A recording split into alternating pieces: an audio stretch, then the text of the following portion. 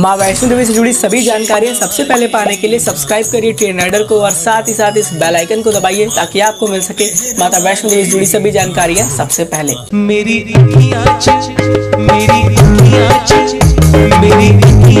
शेरा वाली माँ बस गई, मेरी शेरा वाली माँ बस गई, नैन खोला नैन खोला नैन खोला। जय माता दी। एक और नई वीडियो में एक बार फिर से आपका बहुत बहुत स्वागत है। मेरा नाम है आयुष और आप देख रहे होंगे आपका प्यारा YouTube channel as well as Facebook page train rider. फिलहाल मैं मौजूद हूँ कटरा के इस प्यारे से शालीमार पार्क में और इसके ऊपर भी डिटेल व्लॉग आने वाली है, तो आप उसे पूरा चेकआउट ज़रूर करिएगा। आप सबको तो पता ही होगा, हमने माता रानी की अनुपम कृपा से माँ भगवती की यात्रा की, माता रानी के बहुत प्यारे और अच्छे दर्शन हुए और आज की इस नई व्लॉग में हम आप सबसे अपने दर्शन की एक्सपीरियंस शेयर करने के साथ साथ माता रानी की यात्रा से नए दर्शन भी कराने वाले हैं। तो अगर आप आगामी दिनों में श्री माता वैष्णो देवी के दरबार आने वाले हैं तो इस वीडियो को आप पूरा देखिएगा। सबसे पहले हम अपनी इस यात्रा की शुरुआत कर रहे हैं यात्रा गेट से।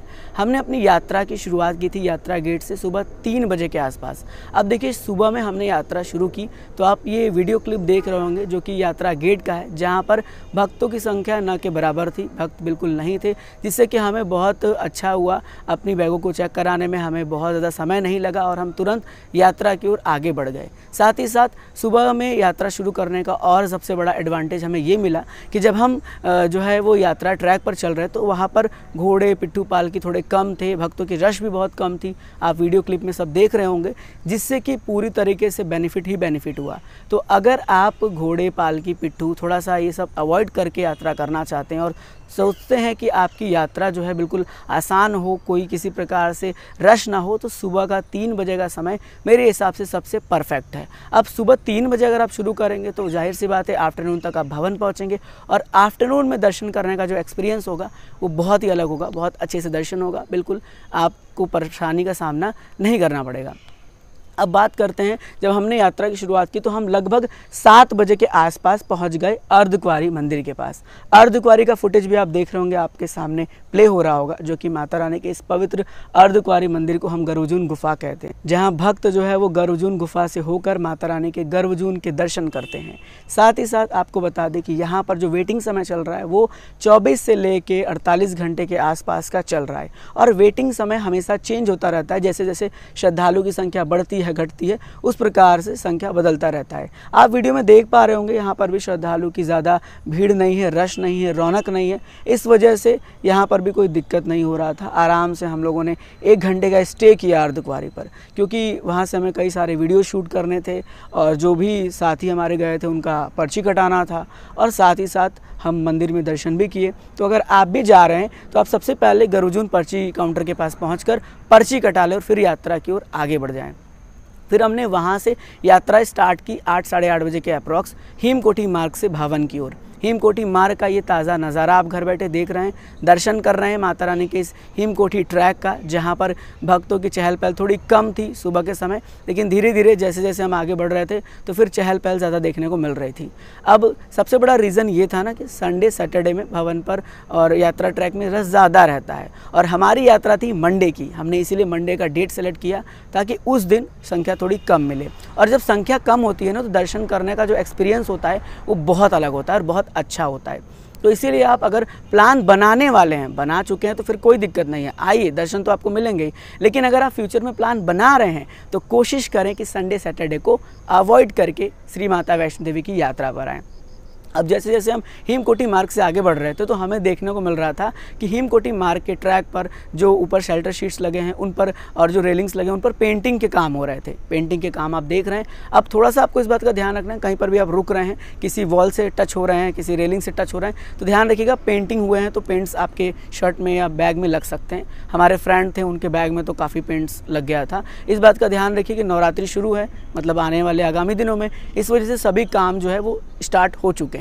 इसके साथ साथ मैं आपको बता दूं कि जब कभी भी आप हेमकोटी मार्ग से माता रानी की यात्रा कर रहे हैं, ध्यान रखिए कि थोड़ा सा रुक रुक कर चलिए। जब आप रुक रुक कर चलेंगे तो आपको आराम मिलेगा दर्शन करने में, आगे बढ़ने में। अब ये क्या कि एक साथ आप चले जाएं तो फिर जब तक थोड़ा सा रेस्ट कर लेंगे तो थोड़ी सी और आपके अंदर एनर्जी आ जाएगी। इसके साथ साथ आप अपने घर से ही ग्लूकॉन डी कैरी करें, कोई भी ग्लूकोज कैरी करें, जिससे कि आप अपने आप में एनर्जी लाते रहें, क्योंकि वहाँ ट्रैक पर आप कुछ खरीदेंगे तो जानते हैं किस प्रकार से एक्सपेंसिव रहता है। फिर हम लोग पहुँचे डोसा पॉइंट के पास और वहाँ पर हमने डोसा खाया। डोसा ठीक ठाक था, मैं बहुत अच्छा नहीं कह सकता क्योंकि वो टेस्ट के ऊपर वेरी करता है। मुझे उतना टेस्ट अच्छा नहीं लगा जितना कि मुझे सागर रत्ना का लगता है। तो डोसा ठीक ठाक था, नॉर्मल में 50 रुपये का था तो ठीक था। फिर हम पहुँचे माता रानी के भवन के पास और सबसे पहले आप घर बैठे माता रानी के पहले भवन के नज़ारे देखिए, दर्शन करिए और कमेंट में जाकर जय माता दी ज़रूर लिखिएगा। भवन में इंटर किए तो उसके बाद हम लोगों ने अपना सारा सामान लॉकर में जमा किया। लॉकर में जमा करने के बाद प्रसाद लिया और प्रसाद लेने के बाद हम माता रानी के दर्शन के आगे बढ़े। अब हम भवन में पहुँचे तो वहाँ पर हमने देखा कि नवरात्रि डेकोरेशंस के लिए जो भी देवी देवताओं की मूर्तियाँ हैं उन्हें निकाला गया है बाहर, और जो भी सामान है वो सब आ चुके हैं। और ऑलमोस्ट जब हम गेट नंबर 5 के पास पहुँचे तो वहाँ पर ये था सिनेरियो कि वहाँ पर जो है वो होर्डिंग्स वगैरह लग रहे थे जो डेकोरेशंस होते हैं नवरात्रि के। तो ऑलमोस्ट नवरात्रि की डेकोरेशंस भवन में भी शुरू हो चुकी हैं, जहाँ जहाँ डेकोरेट्स पूरे तरीके से हो रहे हैं, जहाँ जहाँ पहले होते थे। हालांकि भवन में स्काई वॉक का काम चल रहा है, दुर्गा भवन का काम चल रहा है, तो इसलिए मुझे लग रहा है कि इस बार थोड़े से अलग डेकोरेशन होने वाले, क्योंकि जहाँ मेन डेकोरेशन होता था वहाँ पर स्काई वॉक का काम चल रहा है। तो हो सकता है थोड़े चेंजेस हों, बाकी जो होगा नया अपडेट वो तो मैं शेयर करूँगा। और जो मैंने देखा वो वीडियो क्लिप में आप देख ही रहे होंगे कि ये सब चीज़ें जो है भवन पर बदल रही थी, चेंज हो रही थी। अब बढ़ते हैं आगे और दर्शन की एक्सपीरियंस शेयर करते हैं। दर्शन मुझे माँ भगवती की अनुपम कृपा से बहुत अच्छे हुए। पता है, जब मैं माता रानी के दरबार आता हूँ और भीड़ देखता हूँ तो बस मैं यही सोचता हूँ कि माता रानी मुझे अच्छे से दर्शन कैसे होंगे, क्योंकि इतनी दूर से आता हूँ माता रानी के दर्शन करने, आपको भी दर्शन कराने। मेरा सफ़र जानते हैं 24 घंटे का है, 24 घंटे ट्रेन से ट्रैवल करना, फिर 2 से 3 घंटे जम्मू से कटरा आना, क्योंकि मेरी ट्रेन जम्मू तक ही आती है, तो उसमें बहुत ज़्यादा हरासमेंट भी हो जाता है। इसीलिए मैं हमेशा नेक्स्ट डे में यात्रा करता हूँ, स्टार्टिंग डे में यात्रा नहीं करता हूँ। तो बस यही सोचता रहता था, लेकिन माता रानी की ऐसी मेहर हुई, ऐसी कृपा हुई कि जब मैं दर्शन करने पहुँचा तो वहाँ पर जो पंडित जी थे, जो आदरणीय पुजारी जी थे, वो बदल रहे थे और बदल रहे थे, तो मुझे काफ़ी समय मिल गया माता रानी के दर्शन करने का। इसके पीछे भी जब मैं पहुंचा था प्राचीन गुफा के पास, वहाँ पर भी संख्या कम थी, तो थोड़ा सा मुझे वहाँ पर भी समय मिला। मैंने करीबन 2 से 5 मिनट वहाँ बिताया और माता रानी के दर्शन करने में मैं करीबन 5 से 10 मिनट तक दर्शन किया, और बहुत प्यारे दर्शन। मतलब ऐसा लगा कि मैं आपको क्या बताऊँ, कुछ अलग ही एक्सपीरियंस था। और यही कहा था मैंने कि माता रानी अब कैसे दर्शन दोगी। और देखिए, माता रानी की ऐसी मेहर होती है कि मैं जब भी आता हूँ, मैं कई बार रश में भी आया, मुझे उस समय भी माता रानी की कृपा से बहुत अच्छे और प्यारे दर्शन हुए। तो ये सारी दर्शन की एक्सपीरियंस थी। अब सबसे ओवर थिंकिंग की बात ये है, और आपको इस बात के लिए सोचना भी चाहिए कि आप ध्यान रखें कि जब कभी भी माता रानी के दर्शन करने जा रहे हैं, प्लीज़ जयकारा मन में लगाना चाहिए, और जो सर का है ना, सर को ढक के हमेशा जो है माता रानी के दर्शन करने चाहिए। कभी भी कोई भी देवी देवताओं के मंदिर में आप जा रहे हैं तो उनके दर्शन के लिए आपको अपना सर ढकना चाहिए, ठीक है, क्योंकि वो हमसे बहुत बड़े हैं और हम बहुत छोटे हैं। तो छोटों का काम होता है कि सर को ढक के, सर को नीचे करके जाए। और एक और नई चीज़ हमें वहाँ से सीखने को मिली कि जब कभी भी आप वापस दर्शन करके आ रहे तो लोग ऐसे घूम के चले आते नहीं, आपको ऐसे पीछे होके ऐसे आना है। मतलब इस तरह से माता रानी का दर्शन है और हम ऐसे पीछे पीछे होके आएंगे। तो इस तरह से जो है वो हमें सीखना चाहिए। हमें थोड़ा सा नॉलेज नहीं था, लेकिन वहाँ के जो आदरणीय पुजारी जी थे उन्होंने हमें बताया, तो हमें ये नया चीज़ सीखने को मिला और फ्यूचर में हम इसे और चेंज करते रहेंगे। कहते हैं ना, नई नई चीज़ें माता रानी की कृपा से सीखने को मिलती रहती हैं। अब आता है भैरव घाटी का एक्सपीरियंस। तो अब मैं आपको बता दूं, देखिए एक चीज़ मैं थोड़ा सा स्किप कर चुका था, मुझे भी याद आया कि जो रश की बात होती है, जो थोड़ी सी रौनक की बात होती है, तो भवन में बिल्कुल भी रश नहीं था। सच बता रहा हूँ, मैंने अभी जितनी भी इस ईयर में यात्रा की है, 2022 में जितनी भी यात्रा की है, उसमें सबसे कम रश मुझे कल की डेट में लगा था, 19 सितंबर को। अब रीज़न ये भी हो सकता है कि जो श्राद्ध चल रहे हैं, जो हमारे हिंदी लैंग्वेज में पितरपक्ष कहते हैं, वो चल रहे हैं, इस वजह से श्रद्धालु थोड़े कम हैं, ये हो सकता है। तो इसीलिए मुझे दर्शन तो और अच्छे हुए। और जब भीड़ कम थी तो सब कुछ आराम से, रोपवे की भी लंबी लाइन नहीं थी, बिल्कुल समझ लीजिए कि ओवरऑल आप मान लीजिए 10 से 20 मिनट में आपका नंबर आ जाता था रोपवे के लिए। लेकिन हम रोपवे से जाते नहीं, आपको पता ही, हमने अपनी जो भी यात्रा प्रारंभ की वो बाई पैदल की, और हम बाबा के दर्शन करने पैदल गए भैरव घाटी। भैरव घाटी पहुँचे, वहाँ भी रश नहीं था, तो बहुत अच्छे से भैरव बाबा के भी दर्शन हुए।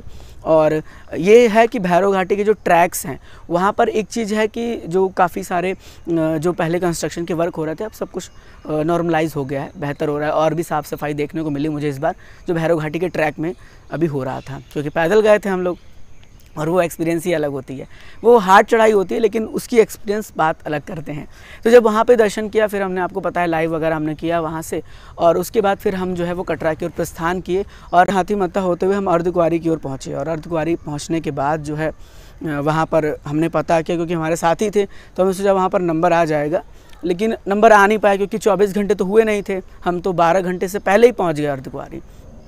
तो फिर हमने कहा चलो अब इसे स्किप करते हैं, क्योंकि हमारी नेक्स्ट डे की ट्रेन थी और सभी लोग थक चुके थे। और आपको बताऊं, मेरा एक अलग ही एक्सपीरियंस था कि जब मैं यात्रा से आया तो मुझे ऐसा लगा ही नहीं कि मुझे कुछ थकावट है, बस ये हो रहा था फिर एक बार चला जाऊं। हालांकि ट्रेन थी तो मैं जा नहीं पाया, तो फिर मैंने उसे फिर वो स्किप कर दिया, कहा चलो भाई फिर कभी माता रानी जल्दी ही बुलाएंगी तो आऊँगा। तो ये पूरे ओवरऑल जो है दर्शन की एक्सपीरियंस थी। अब सुविधाओं की बात कर लें तो देखिए, माता रानी की अनुपम कृपा से अभी भी आप हेलीकॉप्टर की वॉइस सुन रहे थे, तो हेलीकॉप्टर की सुविधा मिल रही थी। कल कुछ टाइम तक मिली, फिर हेलीकॉप्टर की सुविधा नहीं मिली। और उसके बाद अगर बात करें जो है रोपवे की, और साथ ही साथ अगर बात करें जो है बैटरी कार की, घोड़ा पिट्ठू पालकी की, तो सारी सुविधाएं भक्तों को आराम से मिल रही थी, कोई दिक्कत परेशानी नहीं हो रहा था। हाँ, अब बात करते हैं मौसम की, सबसे बड़ी अपडेट जो आप लोग काफ़ी पूछते हैं। देखिए, माता रानी के भवन पर मौसम का कुछ भी कहना कंफर्म नहीं होता है। मौसम हमेशा बदलता रहता है, परिवर्तन होता रहता है। जब मैं गया था बिल्कुल भवन साफ़ था, फिर बादल आ गए, फिर भवन साफ़ हो गया, तो इस तरह का कुछ एक्सपीरियंस हो रहा है भवन पर। और कटरा का वेदर तो नॉर्मल है, कटरा में गर्मी लग रहा है, लेकिन भवन पर मुझे ठंड महसूस हो रहा था इवनिंग में भी, और नाइट में तो भवन पर ठंड लगती ही है। तो अगर आपको नाइट स्टे करना है, या भवन पर रुकना है, या भवन पर आप नाइट कुछ वो करना चाहते हैं, तो आप ये कर सकते हैं कि अपने साथ गर्म कपड़ा रख लेते हैं। गर्म कपड़ा रख लेंगे तो बेनिफिट होगा। हम तो रेनकोट भी लेके आए थे, हम सोचे यार चलो जो भी होता है सब चीज़ लेके चलो, कब क्या हो जाए कोई नहीं जानता। तो वो सब चीज़ अगर आपके पास रहेगा तो आप पूरी तरीके से प्रोटेक्ट रहेंगे, आपको पूरी तरीके से कोई भी परेशानी का सामना नहीं करना पड़ेगा। ठीक है, तो ये सारी अपडेट थी मौसम से जुड़ी। तो इसीलिए मौसम बदलता रहता है, बस आप अपने साथ एक गर्म कपड़ा रख लीजिएगा, वो बेहतर रहेगा। अब हम बात कर ले RFID कार्ड, यानी रेडियो फ्रिक्वेंसी आइडेंटिफिकेशन। काफ़ी सारे वक्त पूछते हैं। देखिए, वीडियो लंबी हो रही मैं जान रहा हूँ, लेकिन इन्फॉर्मेशन देना आपको ज़रूरी है। हम अपनी एक्सपीरियंस बताएं तो हमने RFID कार्ड 18 सितंबर 2022 को लिया, सोच लीजिए, और हम यात्रा पर गए 19 सितंबर 2022 को। अब काफ़ी सारे भक्त पूछ रहे होंगे कि हमें सुबह यात्रा करनी है तो हम क्या करें। तो देखिए, मैंने बताया ही आपको कि मैं 18 को लिया और 19 को यात्रा किया, लेकिन जब मैं काउंटर पर पूछ रहा था कि ये कब तक वैलिड है, तो वहाँ से मुझे इन्फॉर्मेशन मिली कि ये 6 घंटे तक वैलिड है, 6 घंटे के अंदर आपको यात्रा शुरू करना है। तो मैंने कहा ठीक है, देखते हैं। फिर हम तो खैर सुबह में गए, और हमने लिया कब था, हमने 18 तारीख को दोपहर में ऑलमोस्ट 2-3 बजे के आसपास लिया था। तो हमारा टाइम तो वैसे भी लैप्स हो रहा था, फिर भी हमने कहा चलो देखते हैं, जो होगा वो देखा जाएगा। तो अब यहाँ काउंटर खुलने की बात या बंद होने की बात कर लें तो सुबह 5 बजे से लेकर रात को 10 बजे तक काउंटर खुले रहते हैं। तो अगर मान लीजिए आपको 3 बजे भी यात्रा शुरू करनी है सुबह में, या 4 बजे भी करनी है, तो आप रात को 10 बजे ही ले लीजिए। वो तो मुझे ऑलमोस्ट 6 घंटे के अप्रॉक्स में ही होगा। और नहीं तो फिर देखिए, जो मैंने एक्सपीरियंस किया वो मैंने आपको बताया। अब 6 घंटे ये बता रहे हैं और मैंने तो यात्रा अगले दिन की, फिर भी वो वैलिड था, तो कुछ समझ मुझे भी नहीं आ रहा है।